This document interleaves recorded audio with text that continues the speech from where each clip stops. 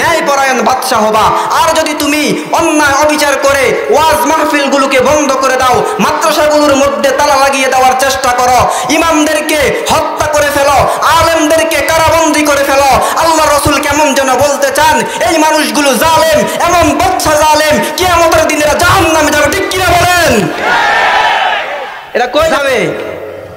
আস্তে কোন, কই যাবে? এরা জান্নাতি না জাহান্নামী?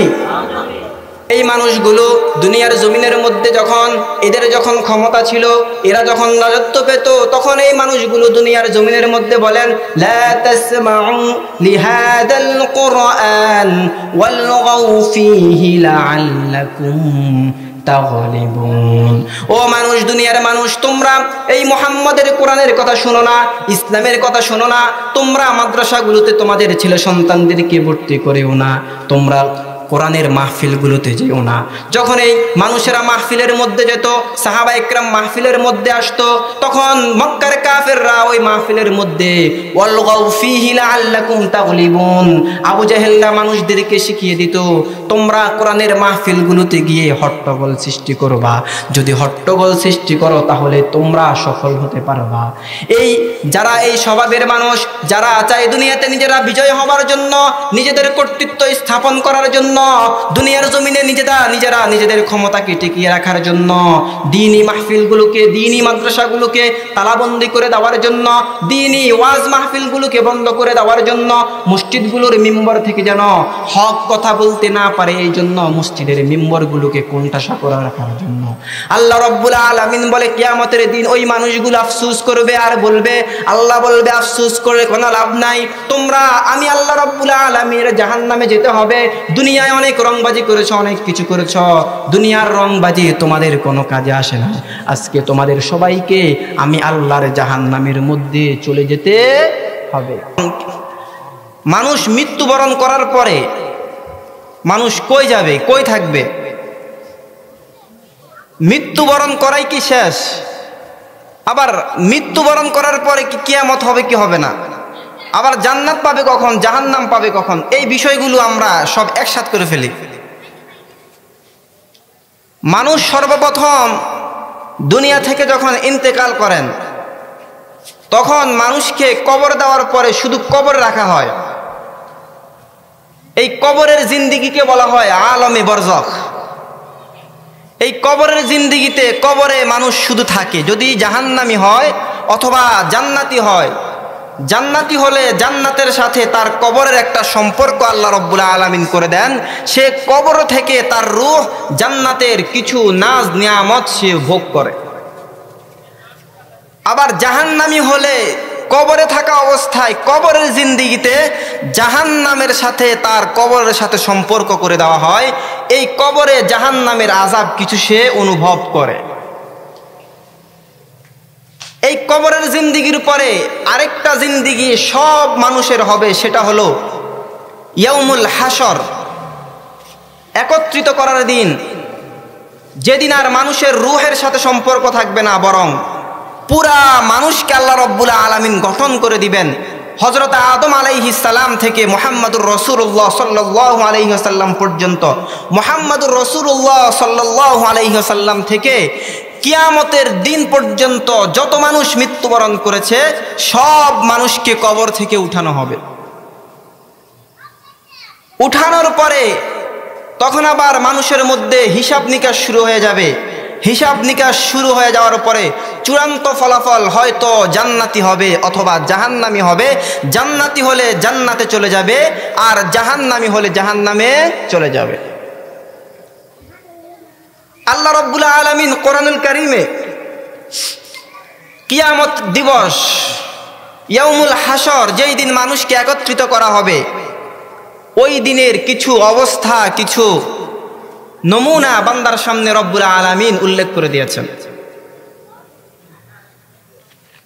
আল্লাহ রব্বুল আলামিন কোরআনুল কারীমের মাঝে বলেন, ইয়াউমা তারাউনাহা তাযহালু কুল্লু মুরদিআতিন আম্মা আরদাআত ওয়া তাদউ কুল্লু যাতিন হামালিন হামলাহা وترى الناس سكارى وما هم بسكارى ولكن عذاب الله شديد আল্লাহ রাব্বুল আলামিন বলে, নবী হে, ও আমার নবী, কিয়ামতের দিন ইয়াউমুল হাসর যেদিন সংগঠিত হবে, এত ভয়ঙ্কর দিন সেদিন হবে।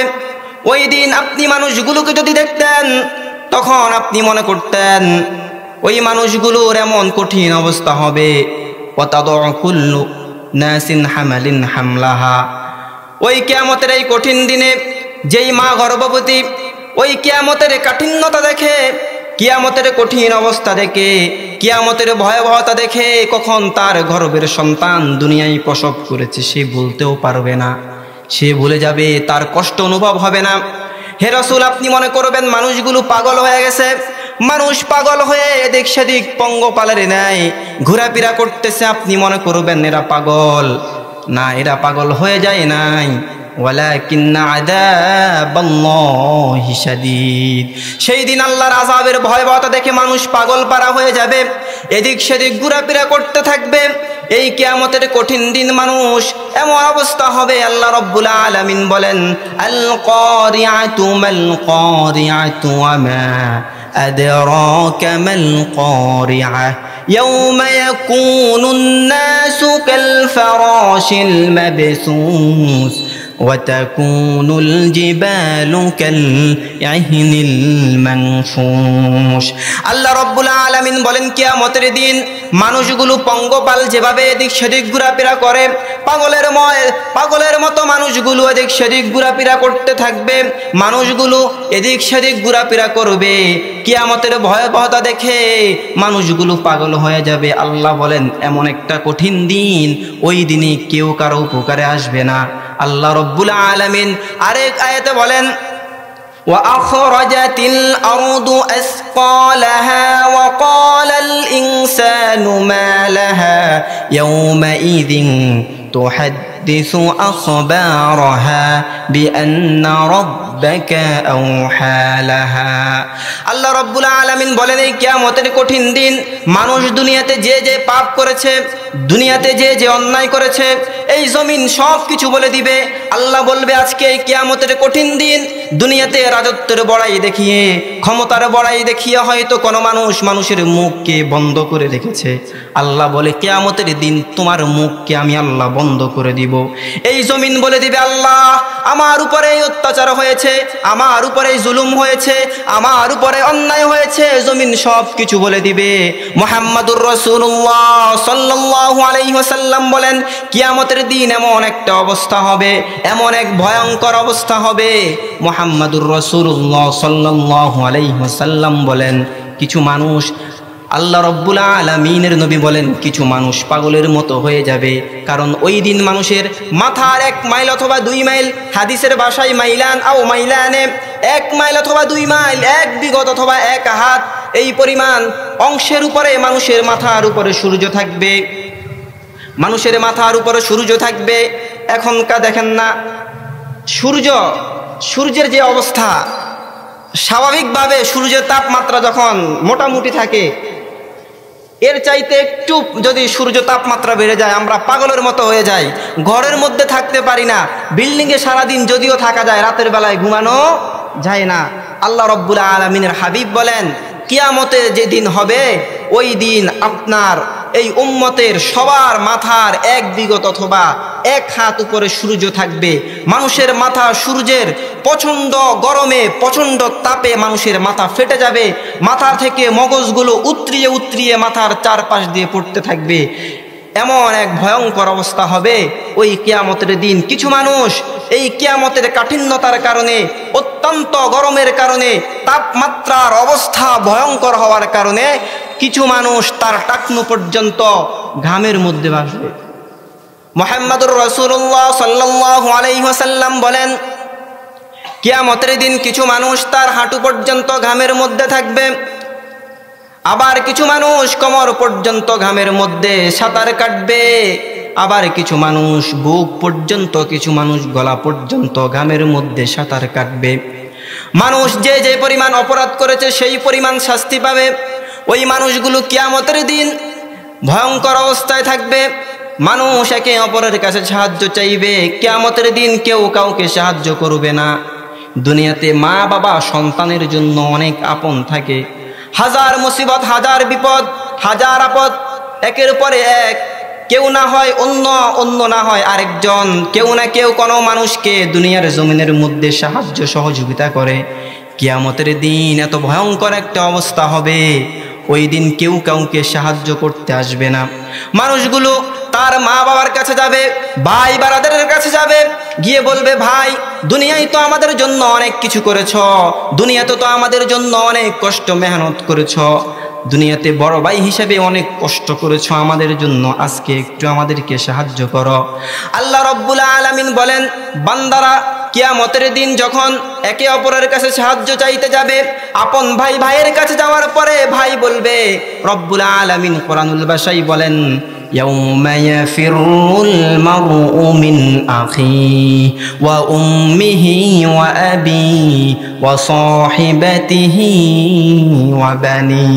কিয়ামতের দিন ভাইয়ের কাছে ভাই যাবে, বলবে, ভাই দুনিয়াতে তো তুই আমার জন্য অনেক কিছু করেছ, অনেক কষ্ট সহ্য করেছ, আজ কিয়ামতের এই কঠিন দিনে আমি একটা নেক আমল করার জন্য, একটা নেকের জন্য আমি রব্বুল আলামিনের দরবারে আসামি হয়ে গেছি, আমাকে একটু রক্ষা কর, আজ কিয়ামতের দিন আমাকে একটু রক্ষা করো ভাই। ভাই বলবে, না আমি তোমাকে চিনি না, দুনিয়ায় আমার তো কেউ ছিল না, দুনিয়াতে তো আমার কোনো ভাই ছিল না, মা বাবা সন্তানের দুনিয়ায় সবচাইতে বড় আপন। মায়ের কাছে সন্তান গিয়ে বলবে, ওগো মা, দুনিয়াতে হাজার মুসিবত, হাজার বিপদ আপদের মধ্যে আপনি মা তো আমাদেরকে সাহায্য করেছেন, মানুষের কত বকা, কত বাদ্য, কত কিছু শোনার পরেও সন্তানের পক্ষে ছিলেন। আজকে ওগো মা, আজকে এই দুনিয়ার জমিনে এত মায়া মোহাব্বত করেছেন, মা আজকে আখিরাতের জমিনে আল্লাহ রাব্বুল আলামিনের সামনে আসামি হয়ে গেলাম। ওগো মা, আজকে যদি আপনি আমাকে রক্ষা না করেন, আজকে আমাকে যদি রক্ষা না করেন, কেউ করতে পারবে না। ওই দিন মা বলবে, ওরে বাবা আমি তোরে চিনি না, দুনিয়াতে তো আমার বিয়েই হয় নাই, আমার সন্তান সন্ততি ছিল না। বাবার কাছে গিয়ে মানুষ বলবে, ও বাবা, দুনিয়াতে আমাদের জন্য অনেক কষ্ট করেছ, আজ একটু আমাদের জন্য, আজ একটু আমাকে কিয়ামতের দিন একটু আমল দিয়ে একটু সাহায্য করো। বাবা বলবে, আমি তোমাকে চিনি না। আল্লাহ রাব্বুল আলামিন বলেন, ওয়া উম্মিহি ওয়া আবিহি ওয়া সাহিবাতিহি ওয়া বানি। রব্বুল আলামিন বলে, মা তোমাকে চিনবে না, তোমার বাবা তোমাকে চিনবে না কিয়ামতের দিন। ওই কিয়ামতের এই কঠিন অবস্থায় কেউ কাউকে চিনবে না। দুনিয়ার কোনো মানুষ যেভাবে বিপদে পড়ার পরে কেউ কাউকে চিনে না, আখিরাতের এই কঠিন দিনে তোমার মা তোমার বাবা তোমাকে চিনবে না। কিয়ামতের দিন এমন একটা ভয়ঙ্কর অবস্থা হবে, দুনিয়াতে মা তার সন্তানের চাইতে দুনিয়াতে আর কেউ আপন নাই। কিন্তু এই কিয়ামতের কঠিন দিনে মা সন্তানকে ভুলে যাবে, বাবা সন্তানকে ভুলে যাবে। এই সন্তানের জন্য বাবা দুনিয়ায় নিজের যত উপকারের পুরা জীবনটাকে শেষ করে ফেলে শুধু সন্তানের ভবিষ্যতের দিকে তাকিয়ে। সেই বাবা কিয়ামতের দিন চিনবে না, কারণ ওই দিন কেউ কাউকে রক্ষা করতে পারবে না, একমাত্র আপনার আমল আপনাকে কিয়ামতের দিন রক্ষা করতে পারবে। কিয়ামতের দিন যখন হিসাব নিকাশ শুরু হয়ে যাবে, আল্লাহ রাব্বুল আলামিন মানুষকে দুই ভাগে বিভক্ত করবে। কয় ভাগে? সবাই একটু মনোযোগ সহকারে শুনবেন। আল্লাহ রাব্বুল আলামিন মানুষদেরকে দুই ভাগে বিভক্ত করবেন। এক ভাগকে আল্লাহ রাব্বুল আলামিন বিনা হিসাবে জান্নাত দিবেন, আরেক ভাগকে রাব্বুল আলামিন বিনা হিসাবে জাহান্নাম দিবেন। এই দুই শ্রেণীর কথা আল্লাহ রাব্বুল আলামিন কোরআনুল কারীমে বলেন। আল্লাহ রাব্বুল আলামিন কোরআনুল কারীমে বলেন, ওয়া আম্মা মান উতিয়া কিতাবাহু বিয়ামিনিহি ফাসাউফা ইউহাসাবু হিসাবান ইয়াসীরা। কিয়ামতের দিন আল্লাহ রাব্বুল আলামিন এক শ্রেণীর মানুষের ডান হাতে আমলনামা দিবে। আল্লাহ বলেন, যার ডান হাতে আমলনামা দেওয়া হবে তার হিসাব নিকাশ হবে অত্যন্ত সহজ। কিয়ামতের দিন ওই মানুষটা জান্নাতে চলে যাবে। ওই দিন ব্যর্থতা বলতে কিচ্ছু থাকবে না। ওই বান্দা কিয়ামতের ওই দিন ডান হাতে আমলনামা পাওয়ার পরে ভাগ ভাগ হয়ে যাবে, আনন্দে ভাগ ভাগ হয়ে যাবে, সে অত্যন্ত আনন্দ হয়ে যাবে। আল্লাহ রব্বুল আলামিন বলেন তার আমলনামা অত্যন্ত সহজ হয়ে যাবে। ওই বান্দা কিয়ামতের দিন আমি আল্লাহ রব্বুল আলামিনের জান্নাতে চলে যাবে। কিন্তু আরেক শ্রেণীর মানুষ যারা হতভাগা, যাদের মতো হতভাগা আর কেউ নাই, ওই মানুষগুলো কিয়ামতের দিন হতভাগা হবে। আল্লাহ রব্বুল আলামিন বলে ওয়া আম্মা মান উতিয়া কিতাবাহু বিশিমালিহি ফায়াকুলু ইয়া লাইতানি লাম উতা কিতাবিয়া। আল্লাহ বলেন কিয়ামতের দিন আরেক শ্রেণীর মানুষ এমন হবে যেই মানুষগুলোর বাম হাতে আমলনামা দেওয়া হবে। রাসূলুল্লাহ সাল্লাল্লাহু আলাইহি ওয়াসাল্লাম বলেন বাম হাতে আমলনামা দেওয়া হবে হইলেই তো হতো এমন না, বরং তার হাতকে পিছন থেকে মুছড়িয়ে সামনে তার পেটের ভিতরে দিয়ে তার হাতকে ঢুকিয়ে পিছন দিক দিয়ে পিঠের দিক দিয়ে হাতকে বের করার পরে তার বাম হাতের মধ্যে আমলনামা দেওয়া হবে। ওই দিন কিয়ামতের ওই কঠিন দিনে বাম হাতে আমলনামা পাওয়ার পরে জাহান্নামী বলবে ইয়া লাইতাহা কানাতিল কাদিয়া, হায় আফসোস আজকে এই দিনটা যদি আসার আগে আমার মৃত্যু হয়ে যেত, আজকে এই দিন আসার আগে যদি আমি শেষ হয়ে যেতাম তাহলে আমার জন্য কতই না ভালো ছিল। আল্লাহ রব্বুল আলামিন বলবে আজকে আফসোস করে কোনো লাভ নাই, আজকের দিন আফসোস করে কোনো লাভ নাই, কারণ দুনিয়াতে তোমাদের জন্য আমি আল্লাহ রব্বুল আলামিন যুগে যুগে নবী রাসূলদেরকে প্রেরণ করেছিলাম, নবীদেরকে প্রেরণ করেছিলাম, ওলিদেরকে পাঠিয়েছিলাম, আলেম ওলামাদেরকে পাঠিয়েছিলাম। সেদিন তোমরা আমার দিন নিয়ে আমার ইসলাম নিয়ে তোমরা ঠাট্টা মশকারি করেছ, আজকের এই দিন আফসোস করে কোনো লাভ হবে না। তাহলে কিয়ামতের দিন যেই দিন হাসর কায়েম হবে, সব মানুষকে একত্রিত করা হবে, সেই দিন আল্লাহ রব্বুল আলামিন মানুষকে দুই ভাগে বিভক্ত করবে। এক ভাগের মানুষ যাদেরকে আল্লাহ রব্বুল আলামিন ডান হাতে আমলনামা দিবে, যারা ডান হাতে আমলনামা পাবে তারা বিনা হিসাবে জান্নাতে চলে যাবে। সেদিন তারা সফল হবে, তাদের চিন্তা পেরেশান বলতে কিচ্ছু থাকবে না। আর যাদের ডান হাতে না দিয়ে বাম হাতে আমলনামা দেওয়া হবে, ওই মানুষগুলো সবচাইতে হতভাগা হবে, ওই মানুষগুলো সবচাইতে লাঞ্ছিত আর বঞ্চিত হবে। এই কিয়ামতের কঠিন এই দিনে মানুষগুলো যখন জাহান্নামে চলে যাবে, জাহান্নামে যাওয়ার আগে মানুষগুলো দলে দলে নবীদের দুয়ারে দুয়ারে যাবে। মুসলিম শরীফে বুখারী সহকারে বিভিন্ন সহিহ হাদিসের মধ্যে আসছে, রাসূলুল্লাহ সাল্লাল্লাহু আলাইহি ওয়াসাল্লাম বলেন কিয়ামতের কঠিন দিন, যেদিন মানুষ বাবা মা আত্মীয় স্বজন বন্ধু বান্ধব সবার কাছে গিয়ে মানুষ কারো কাছে গিয়ে সাই পাবে না, সবাই পর হয়ে যাবে। মানুষেরা দলে দলে সর্বপ্রথম হযরত আদম আলাইহিস সালাতু ওয়াস সালামের কাছে যাবে। আদম আলাইহিস সালাতু ওয়াস সালামের কাছে গিয়ে বলবে আপনি আমাদের বাবা, আল্লাহ আপনাকে বলেছে, আল্লাহ আপনাকে দুনিয়ার সমস্ত নাম শিক্ষা দিয়েছে, আপনাকে আল্লাহ রব্বুল আলামিন ফেরেশতাদেরকে দ্বারা সম্মানিত করেছে, ফেরেশতাদেরকে বলেছে আপনাকে সিজদা করার জন্য, আপনি আমাদের আদি পিতা। আজ কিয়ামতের এই কঠিন দিন আপনি আমাদেরকে আল্লাহ রব্বুল আলামিনের দরবারে সুপারিশ করে আমাদেরকে জান্নাতে নিয়ে যান। হযরত আদম আলাইহিস সালাতু ওয়াস সালাম, মানুষেরা যখন আদম আলাইহিস সালাতু ওয়াস সালামের কাছে গিয়ে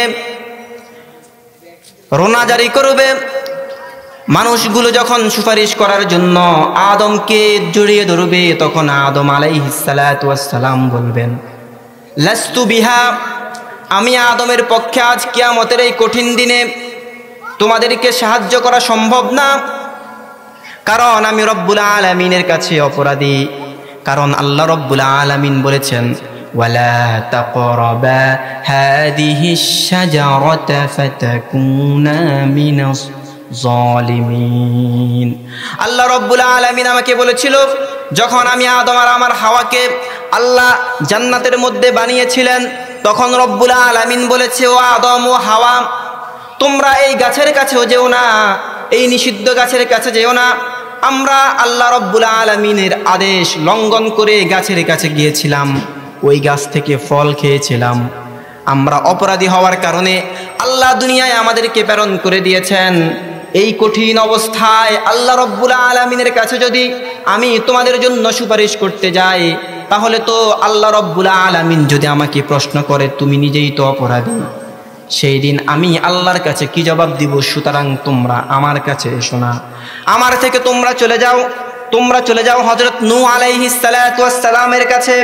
মানুষেরা হযরত নূহ আলাইহিস সালাতু ওয়াস সালামের কাছে চলে যাবে, বলবে, ও নূহ আলাইহিস সালাম, আজ কিয়ামতের এই কঠিন দিনে আমরা তো কারো কাছে গিয়ে সাই পাই না, বাবা মা আত্মীয় স্বজন সবাই আমাদেরকে ভুলে গিয়েছে, আজকে আমাদেরকে একটু রক্ষা করেন। তখন নূহ আলাইহিস সালাতু ওয়াস সালাম বলবে, আমার পক্ষে সম্ভব না, আজ কিয়ামতের এই দিন আল্লাহর রাজত্ব আমার পক্ষে সম্ভব না আল্লাহ রব্বুল আলামিনের সামনে দাঁড়িয়ে তোমাদের জন্য সুপারিশ করা। মানুষগুলোকে নূহ আলাইহিস সালাম বলবে, যাও হযরত ইব্রাহিম আলাইহিস সালাতু ওয়াস সালামের কাছে যাও, ইব্রাহিম তোমাদের জাতির পিতা, ইব্রাহিম তোমাদেরকে সাহায্য করতে পারবে। মানুষেরা ইব্রাহিম আলাইহিস সালাতু ওয়াস সালামের কাছে চলে যাবে। পয়গম্বর ইব্রাহিম আলাইহিস সালাতু ওয়াস সালাম বলবে, না, আমার পক্ষে সম্ভব না, আজ কিয়ামতের এই কঠিন দিনে আমি ইব্রাহিম পারবো না রবের কাছে গিয়ে তোমাদেরকে সাহায্য করতে। তোমরা হযরত ঈসা আলাইহিস সালাতু ওয়াস সালামের কাছে চলে যাও। মানুষেরা হযরত ঈসা আলাইহিস সালাতু ওয়াস সালামের কাছে চলে যাবে। হযরত ঈসা আলাইহিস সালাতু ওয়াস সালাম বলবে, আমার পক্ষেও সম্ভব না, আজকে এই কঠিন দিনে আমি তোমাদেরকে সাহায্য করতে পারবো না। যাও তোমরা হযরত মুহাম্মদুর রাসূলুল্লাহ সাল্লাল্লাহু আলাইহি ওয়াসাল্লামের কাছে চলে যাও। মানুষগুলো মুহাম্মদুর রাসূলুল্লাহ সাল্লাল্লাহু আলাইহি ওয়াসাল্লামের কাছে চলে যাবে। মুহাম্মদুর রাসূলুল্লাহ সাল্লাল্লাহু আলাইহি ওয়াসাল্লাম উম্মতের এই কঠিন অবস্থা থেকে মুহাম্মদুর রাসূলুল্লাহ সাল্লাল্লাহু আলাইহি ওয়াসাল্লাম আল্লাহ রব্বুল আলামিনের কুদরতি পায়ের মধ্যে সিজদায় নত হয়ে যাবেন। আল্লাহ রব্বুল আলামিন বলবে, ও মুহাম্মদ, ইয়া মুহাম্মদ ইরফা রাসাক, ও মুহাম্মদ, আজ কঠিন কিয়ামতের এই দিন কি হলো আপনার? আপনি আপনার মাথাকে উত্তোলন করেন। মুহাম্মদুর রাসূলুল্লাহ সাল্লাল্লাহু আলাইহি ওয়াসাল্লাম মাথা উঠাবে না, রব্বুল আলামিনের দরবারে সিজদা করে রাখবে। আল্লাহ বলবে, মুহাম্মদুর রাসূলুল্লাহ, আজকে এই কঠিন দিনে আমি আপনাকে সব পাওয়ার দিয়ে দিয়েছি। ইয়া মুহাম্মদ সাল তুতি, আপনি আমার কাছে যা চাইবেন আমি আল্লাহ রব্বুল আলামিন সব কিছু দিয়ে দিব। আপনি আপনার উম্মতের জন্য ইশফা, আপনি আপনার উম্মতের জন্য সুপারিশ করেন। মুহাম্মদুর রাসূলুল্লাহ সাল্লাল্লাহু আলাইহি ওয়াসাল্লাম এই কথা শোনার পরে মুহাম্মদুর রাসূলুল্লাহ সাল্লাল্লাহু আলাইহি ওয়াসাল্লাম মাথাকে উঠাবেন। উঠানোর পরে মুহাম্মদুর রাসূলুল্লাহ সাল্লাল্লাহু আলাইহি ওয়াসাল্লাম নিজের উম্মতের গুনাহগার যেই মানুষগুলো গুনার কারণে জাহান্নামে চলে গিয়েছে, মুহাম্মদ সাল্লাল্লাহু আলাইহি ওয়াসাল্লাম নিজের হাতে বাছাই করে যেই উম্মতকে পছন্দ হয় ওই উম্মতগুলোকে আল্লাহর জান্নাতে নিয়ে যাবে। সুবহানাল্লাহ। বার চারবার কোন কোন বর্ণনায় আসছে, তিনবার, কোন কোন বর্ণনায় চারবার।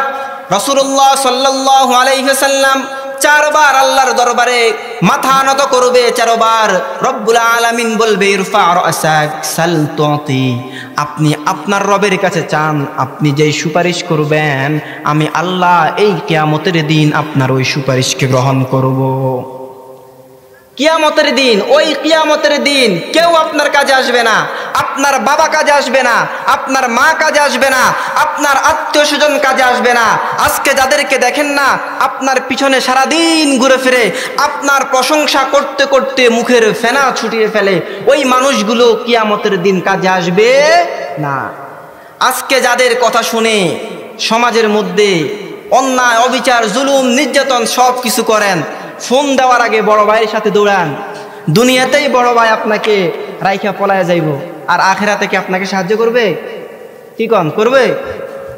দুনিয়াতে বিপদে পড়লে তো চিনে না, কে কার আগে পলায় যেতে পারে সেই চিন্তায় ব্যস্ত থাকে, আর মৃত্যুর পরে আপনাকে সাহায্য করবে বিশ্বাস করেন নাকি? কি কন, বিশ্বাস করেন? এই কিয়ামতের দিন একমাত্র মুহাম্মদুর রাসূলুল্লাহ সাল্লাল্লাহু আলাইহি ওয়াসাল্লাম আমাকে আপনাকে আল্লাহর দরবারে সুপারিশ করে জান্নাতে নিয়ে যাবে। সেই নবীকে ভালোবাসতে চাই কি চাই না? নবীর মহাব্বত অন্তরে আছে না নাই? মুমিন মুসলমান নিজের বাবা মা ছেলে সন্তান আত্মীয় স্বজন বন্ধু বান্ধব যা কিছু আছে সব কিছুর চাইতে মুহাম্মদুর রাসূলুল্লাহ সাল্লাল্লাহু আলাইহি ওয়াসাল্লামকে বেশি মহাব্বত করে। আর করতে হবে, না করলে মুসলমানই হতে পারবে না। এখন বিষয় হলো আমরা নবীকে মহাব্বত করি কেমন মহাব্বত জানেন? আমাদের মহাব্বত হলো শুক্রবারে মসজিদে মিষ্টি দিলে নবীকে মহাব্বত, এরপরে আর নবীর মহাব্বত আমাদের দরকার নাই নাকি? মুহাম্মদুর রাসূলুল্লাহ সাল্লাল্লাহু আলাইহি ওয়াসাল্লাম হযরত ওমর ফারুক রাদিয়াল্লাহু তাআলা আনহুকে বলতেছে, ওমর তুমি আমি নবী মুহাম্মদকে কতটুকু ভালোবাসো? তোমার মা বাবা ছেলে সন্তান আত্মীয় স্বজনের চাইতে বেশি ভালোবাসো? হযরত ওমর রাদিয়াল্লাহু তাআলা আনহু চুপ করে আছেন। আল্লাহ রাসূল সাল্লাল্লাহু আলাইহি ওয়াসাল্লাম বলেন, ওমর তুমি এখনো পরিপূর্ণ মুসলমান হতে পারো নাই। যতক্ষণ পর্যন্ত তুমি তোমার জীবন বাবা মা আত্মীয় স্বজন যা কিছু আছে সব কিছুর চাইতে আমি নবী মুহাম্মদকে ভালো না বাসবা, ততক্ষণ পর্যন্ত তুমি পরিপূর্ণ মুমিন হতে পারবা না।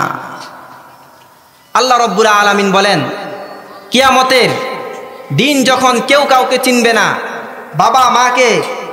বাবা মা ছেলে সন্তানদেরকে চিনবে না, সেই দিন ওই কিয়ামতের দিন আল্লাহ রাব্বুল আলামিন বলেন কিছু মানুষ কিয়ামতের দিন চিন্তা মুক্ত থাকবে, আল্লাহর আরশের নিচে তারা ছায়া পাবে। কই ছায়া পাবে? সবাই একটু মনোযোগ সহকারে এবং সাথে ওয়াজ বোঝেন নাকি না বোঝেন আমি কেমনে বলছি, কথা কইলে তো বুঝুন নাকি, দেখা যাবে।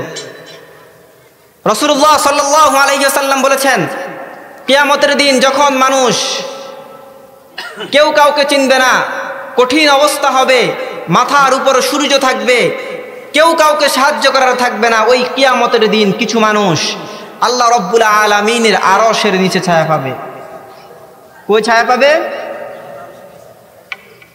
عن أبي هريرة رضي الله تعالى عنه قال أن رسول الله صلى الله عليه وسلم 7 يظلهم الله عز وجل يوم القيامة يوم لا ظل إلا ظله إمام عادل وشاب نشأ في عبادة الله محمد رسول الله صلى الله عليه وسلم বলেন, কিয়ামতের দিন 7 শ্রেণীর মানুষ আছে যারা চিন্তা মুক্ত থাকবে, পেরেশান মুক্ত থাকবে, আল্লাহ রাব্বুল আলামিনের আরশের নিচে 7 শ্রেণীর মানুষ ছায়া পাবে।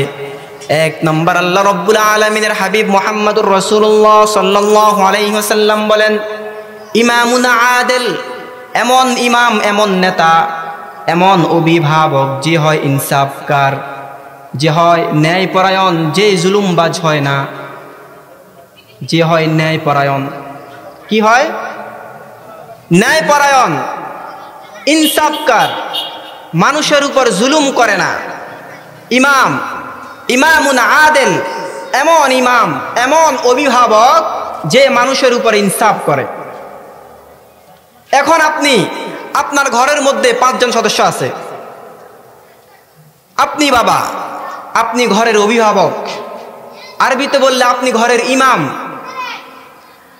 আপনি যদি আপনার 5 জন ছেলে সন্তান স্ত্রীর উপরে পরিপূর্ণভাবে ইনসাফের সাথে তাদেরকে পরিচালনা করেন, তাহলে হবেন আপনি আদিল, আপনি ইনসাফকার। এখন আপনার 4 জন 5 জন ছেলে সন্তান, এই 4 জন 5 জন ছেলে সন্তানের মধ্যে 2 জনকে আপনি অনেক সুন্দর ভালো নজরে দেখেন, আর 2 জনকে আপনি একটু কুদৃষ্টিতে তাকান, তাহলে আপনি ইনসাফকার হতে পারছেন?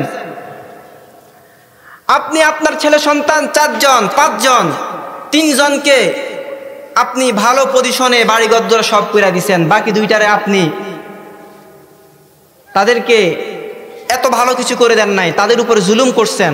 অথবা বড় ছেলেকে আপনি অনেক কিছু করে দিচ্ছেন, ছোটদের দিকে তাকান নাই, তাহলে এখন বলেন আপনি কি অভিভাবক হিসেবে ন্যায়পরায়ণ হতে পারছেন?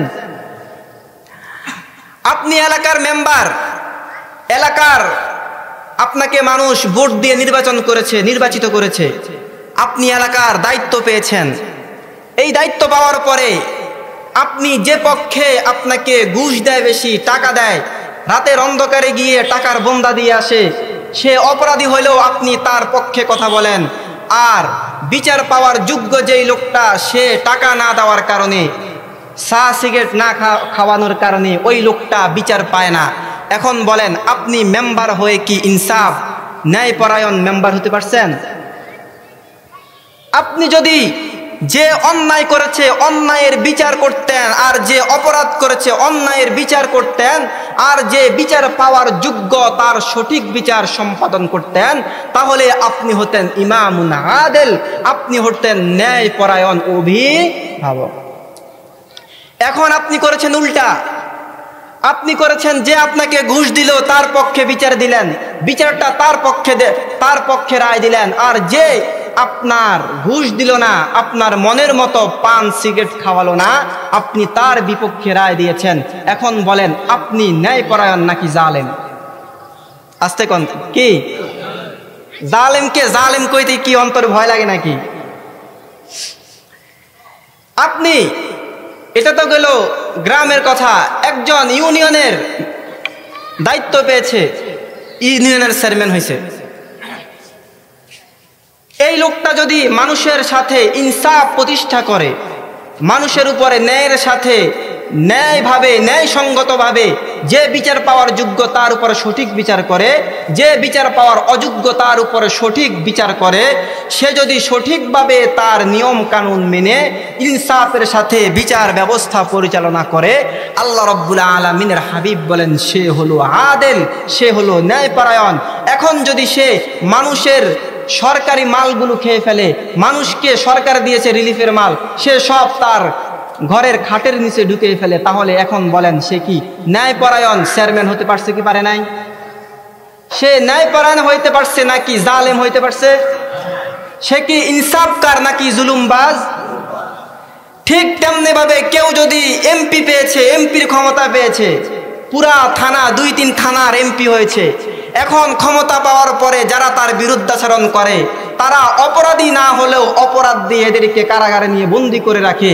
আর নিজের দলের মানুষ হাজার অপরাধ, হাজার চুরি ডাকাতি, জিনা ব্যভিচার, মানুষকে হত্যাকাণ্ডের সাথে জড়িত থাকার পরেও তার গলার মধ্যে ফুলের মালা দেয়। আর বিরোধী দলের মানুষ শুধু তার বিরোধী দল পোষণ করেছে, বিরোধিতা পোষণ করেছে, এই জন্য তাকে কারাগারে নিয়ে বন্দি করে রাখে। সে ইনসাফকার হলো নাকি জালেম হলো? এই মানুষগুলোর ব্যাপারে আল্লাহ রাব্বুল আলামিনের হাবিব কেমন যেন বোঝাতে চাচ্ছেন, ইমামুন আদেল, যদি সে মানুষের উপর জুলুম করে, মানুষের উপর অত্যাচার করে, মানুষকে অন্যায়ভাবে হত্যা করে, ওই মানুষগুলো কিয়ামতের দিন আল্লাহর আরশের নিচে ছায়া পাবে না। এখন আপনি ক্ষমতা পাইছেন, আপনি রাজত্ব পাইছেন, ক্ষমতা পাওয়ার পরে আপনি দেশের মানুষের উপরে যত প্রকারের অত্যাচার সব করতেছেন। ইমানদারদেরকে সঠিকভাবে মাহফিল, দ্বীনের দাওয়াত ও তাবলীগ সহকারে ধর্মীয় যত বিধিবিধান আছে, অথবা আপনার নাগরিকদেরকে আপনি সুভাবে, সুন্দরভাবে, স্বাধীনভাবে ইসলামের কথা, দ্বীনের কথা বলার সুযোগ দেন না। আপনি মানুষদেরকে অন্যায়ভাবে জুলুম করে নিজস্ব কিছু কারাগার বানিয়ে, আয়নাঘর বানিয়ে মানুষদেরকে ঢুকিয়ে রাখেন, এমন আছে না নাই? আল্লাহ রাব্বুল আলামিনের হাবিব বুঝাতে চান, ইমামুন আদেল, যদি ন্যায়পরায়ণ বাদশা হতে হয় তাহলে কোরআন, ইসলাম এবং মুসলমানদেরকে সর্বোত্তম, সর্বোচ্চ যত প্রকারের মুসলমানরা কথা বলতে পারে, ইসলামের কথা বলতে পারে, মসজিদ, মাদ্রাসা, দাওয়াত ও তাবলীগ সহকারে দ্বীনের সমস্ত কর্মকাণ্ড করতে পারবে এবং তুমি এগুলোর নিরাপত্তা দিতে পারবা, এগুলোর মধ্যে নিরাপত্তা নিশ্চিত করতে পারবা, তো তুমি ইমামুন আদেল, ন্যায়পরায়ণ বাদশা হবা। আর যদি তুমি অন্যায় অবিচার করে ওয়াজ মাহফিল গুলোকে বন্ধ করে দাও, মাদ্রাসাগুলোর মধ্যে তালা লাগিয়ে দেওয়ার চেষ্টা করো, ইমামদেরকে হত্যা করে ফেলো, আলেমদেরকে কারাবন্দী করে ফেলো, আল্লাহ রাসূল কেমন যেন বলতে চান, এই মানুষগুলো জালেম, এমন বাদশা জালেম আলেম, কিয়ামতের দিন এরা জাহান্নামে যাবে, ঠিক কিনা বলেন? এরা কই যাবে? আস্তে কোন, কই যাবে? এরা জান্নাতি না জাহান্নামী?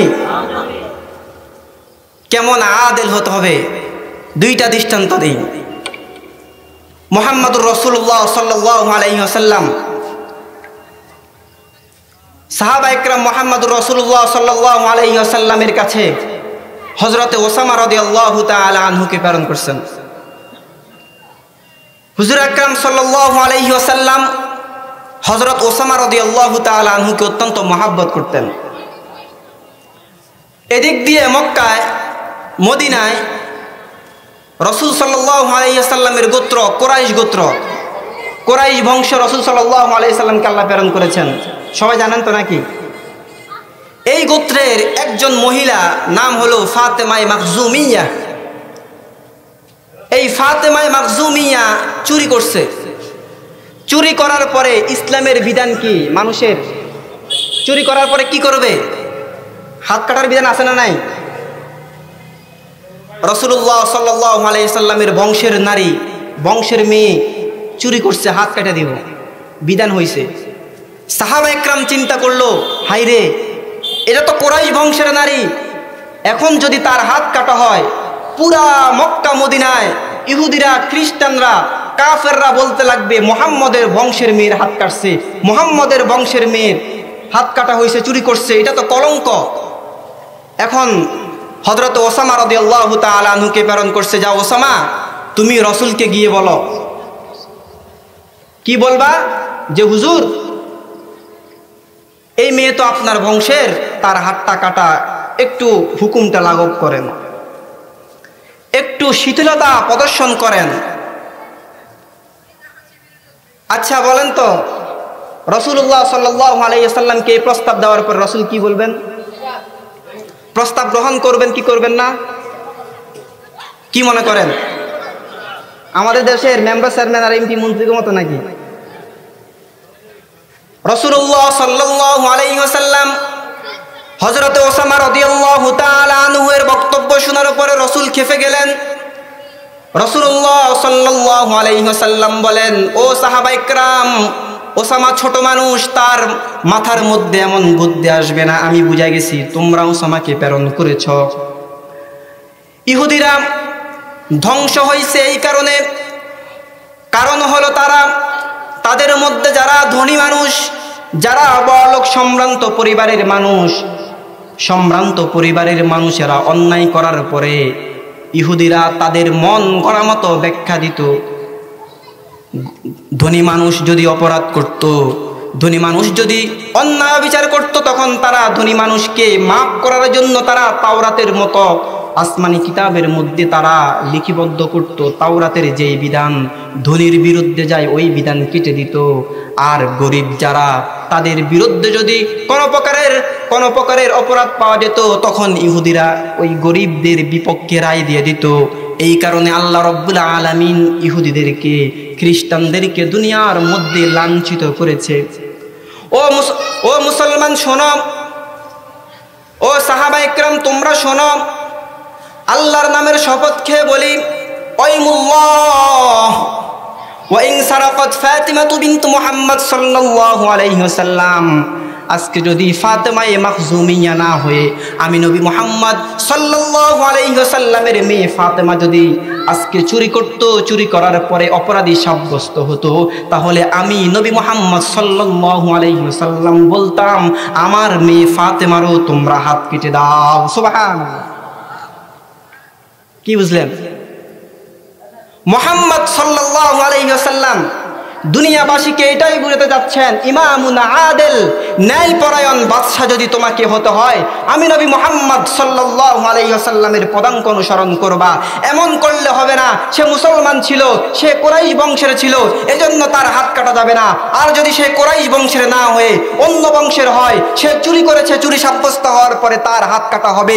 এমন নীতি, এমন বিধান আমি মুহাম্মদ সাল্লাল্লাহু আলাইহি ওয়াসাল্লাম দিতে পারি না। আমাদের দেশের দিকে তাকান, আমাদের সমাজের দিকে তাকান, সবাই তো বলে আমি জনসেবার জন্য নিয়োজিত, সবাই বলে আমি মানুষের সেবা করার জন্য নিয়োজিত, মানুষের সেবাই আমার ধর্ম, আসলে নাই? নির্বাচনের আগে তো ওই কৃষক বেটারা ক্ষেতের মধ্যে কাজ করে, পুরা গায়ের মধ্যে কাদা ময়লা লাগিয়ে রয়েছে, ওই যে নির্বাচনে প্রার্থী সে গিয়া একবারই কাদা সহকারে জড়ায় ধরে, হাই রে কি জনদরদি।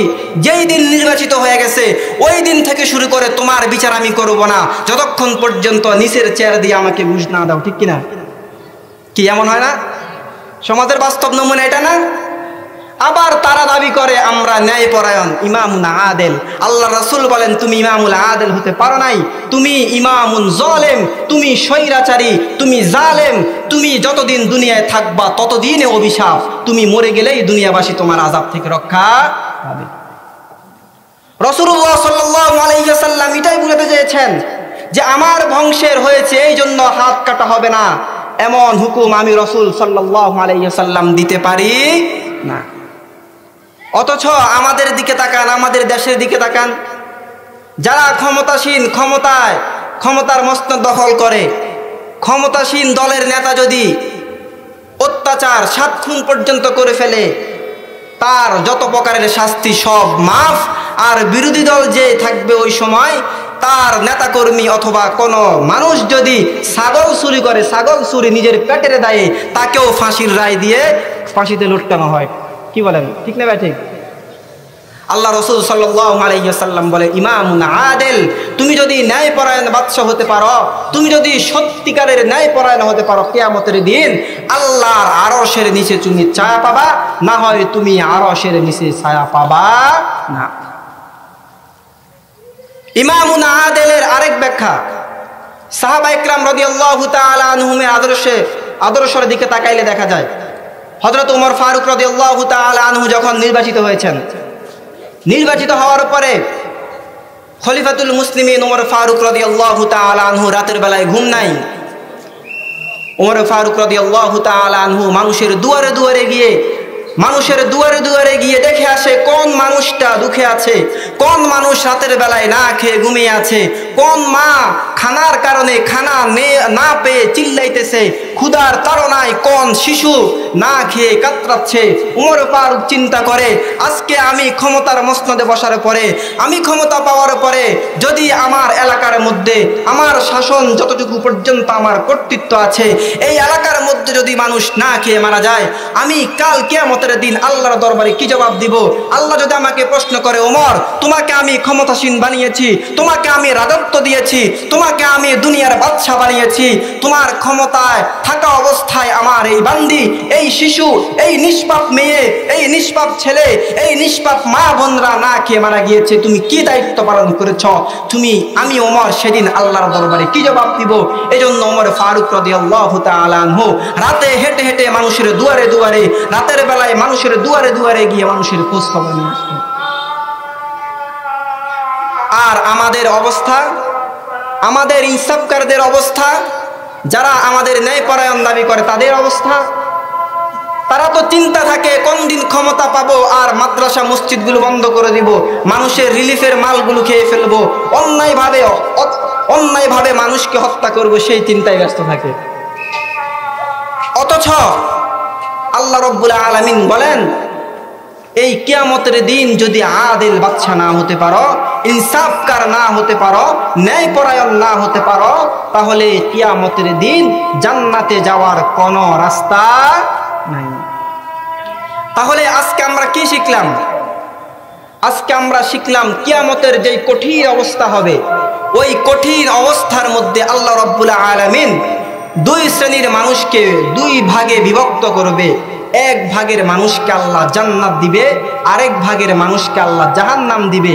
যারা জান্নাতি হবে ওই মানুষগুলো তো বিনা হিসেবে জান্নাতে চলে গেল, আর যারা জাহান্নামী হবে এদের মতো কপাল পোড়া আর কেউ থাকবে না। আবার যারা জাহান্নামী হবে তাদের প্রথম গুণ হলো তারা ইমামুন আদেল হতে পারবে না, তারা স্বৈরাচারী হবে, এই জন্য তারা জাহান্নামে যাবে। 1 নাম্বার কারণ হলো মানুষের উপর অত্যাচার করা। আল্লাহ রাব্বুল আলামিন কোরআনুল কারীমের মাঝে বলেছেন যেই দিন যারা মানুষের উপর অত্যাচার নির্যাতন করে, যারা স্বৈরাচারী করে, ওই মানুষগুলো কিয়ামতের দিন আফসোস করে বলবে, মা আগনা আন্নি মালিয়া হালাকা আন্নি সুলতানিয়া।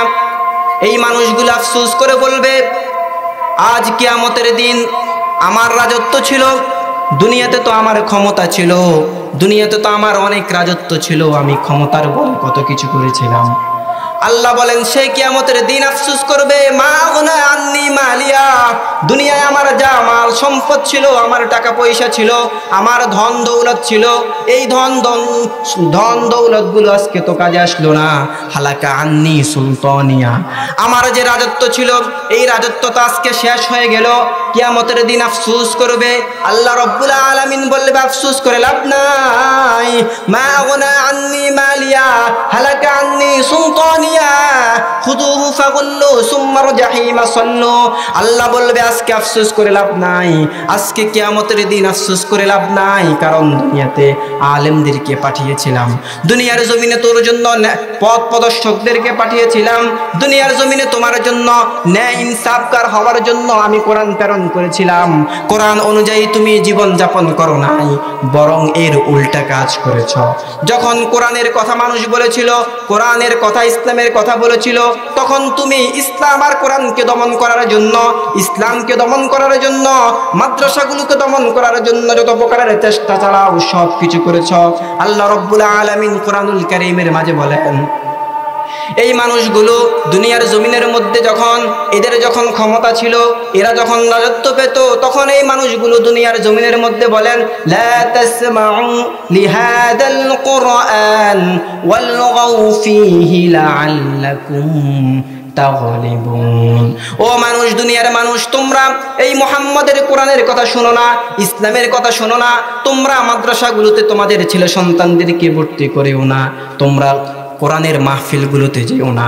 যখন এই মানুষেরা মাহফিলের মধ্যে যেত, সাহাবা ইকরাম মাহফিলের মধ্যে আসতো, তখন মক্কার কাফেররা ওই মাহফিলের মধ্যে ওয়ালগাউ ফীহি লাআল্লাকুম তাগলিবুন, আবু জাহেলরা মানুষদেরকে শিখিয়ে দিত, তোমরা কোরআনের মাহফিলগুলোতে গিয়ে হট্টগোল সৃষ্টি করবা, যদি হট্টগোল সৃষ্টি করো তাহলে তোমরা সফল হতে পারবা।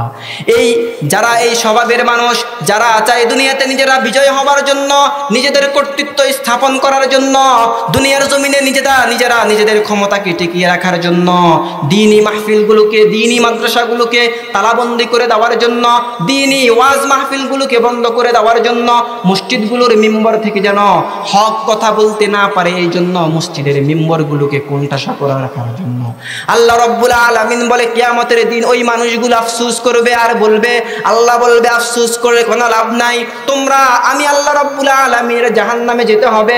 দুনিয়ায় অনেক রংবাজি করেছ, অনেক কিছু করেছ, দুনিয়ার রংবাজি তোমাদের কোনো কাজে আসে না। আজকে তোমাদের সবাইকে আমি আল্লাহর জাহান্নামের মধ্যে চলে যেতে হবে।